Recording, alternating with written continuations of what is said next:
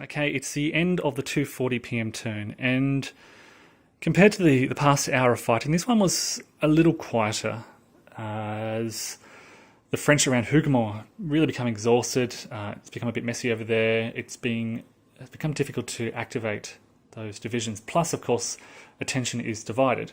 There's the fighting around Hougoumont, there's the fighting around La Haye Sainte, and of course the guards are now activating in the rear. Other things are happening this turn as well, which is just starving the French of the activations they needed to continue pushing, I guess, in all areas at once. Around La Haye Sainte, the French did launch a series of assaults, focusing in the centre of these lines around the Hanoverians and Dutch Belgians here, but they weren't particularly successful. You can see a number of French disordered units there. They didn't suffer. Basically, there was a series of standoffs, just some mediocre rolling, not necessarily bad rolling, but not good rolling either. So you can see a couple of disordered French units, disordered Hanoverians, but nothing really happening here. And further east, these foot units are doing very well just to hold their ground and keep the French at bay. They've captured La Haye Sainte, but they are struggling to go any further. And this sole remaining in this area, Nassau unit, is holding very firm in the face of overwhelming French numbers. The Brunswickers, you can see behind the line here, are shifting very nicely to the left, to the east of this Allied line. The problem here is, whilst the French are sort of punching little holes and pushing through, the Brunswickers are just there to confront them as they do so. And behind the line, more Allied cavalry ready to respond. This isn't great terrain for the cavalry, the Allied cavalry, to respond. A lot of steep slopes makes movement very slow and difficult. So I think they'll try. Well, they can either stay here and prepare for any French breakthrough, which is looking unlikely, or they may shift around to the left or even around to the right. There's a lot of open ground here. As I said, the Imperial Guard have activated and are beginning to move up. The plan here was to move into this open ground here and serve as a sort of a counter battery to what the Allies have set up here. This artillery, which kind of was just, it wasn't necessarily planned, they just kind of set up here early in the battle, but they've really deterred any French movement here, and any units that do get close suffer some very quick hits. Looking further to the right, some more Allied units beginning to shift to the east just to help out here, because the guards are suffering very heavy casualties. Not many assaults taking place here. There was an assault on Hougoumont, but mostly some heavy Allied casualties were suffered from fire combat against the French. The French had a series of very good fire combat rolls here, including another light company casualty in Hougoumont.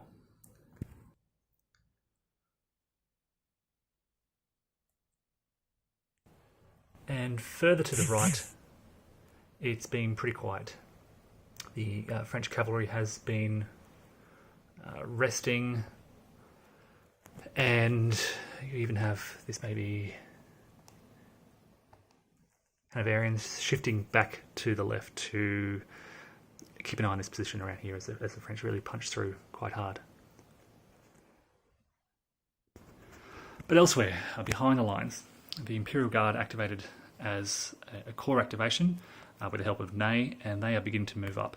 You can see the French have left, as they've pushed hard against La Haye Sainte and this line here, they have left this gap here. They decided to throw everything at the line, which does open this space here, but the guards are moving down, and they can either move to fill in this gap or shift to confront the Prussians around the Bois de Paris, around this area here. There's also some heavy cavalry behind the lines, so a few options there for the guard as they move forward quite rapidly.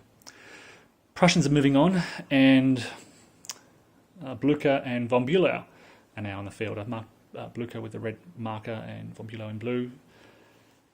They will now get some activations, and they can begin to, I guess, make some decisions about where they want to go, either to move south and confront the Imperial Guard, or just to push directly into the right and relatively weakly defended flank of that French line.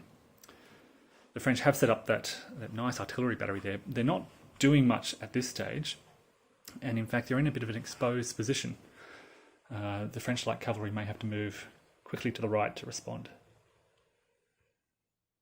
But it's the end of the 2:40 p.m. turn, which means a morale check. So I'll bring it down here, and we can just look at the casualties again. These are units that didn't take part in battle. They're over at Waterloo. The main concern for the Allied army is heavy casualties among the guards. You can see the Coldstream Guards in particular have suffered heavy the Life Guards. This is all around Hougoumont. A scattering of casualties elsewhere, a couple of Dutch Belgians in there, some artillery, quite a few Allied artillery pieces that got caught out and charged by the French cavalry. Now I count 1, 2, 3, 4, 5, 6 British losses, which should, I think, put them on level 1. Now that's not a negative morale modifier yet, but a few more losses over the next hour or so will put them onto level 2, which will begin to hurt. In contrast, the French have suffered relatively lightly. This is, I guess,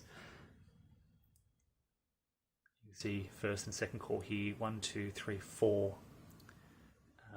units have been lost here, and 2 more over in the 6th corps. So that is an overview. The British, I'm pretty sure, at level 1, but needing to be very careful, particularly around Hougoumont, as they are suffering heavy casualties. The French are pushing through. They do have more of Ray's men ready to push forward, and that cavalry is now ready to threaten those Allied lines again.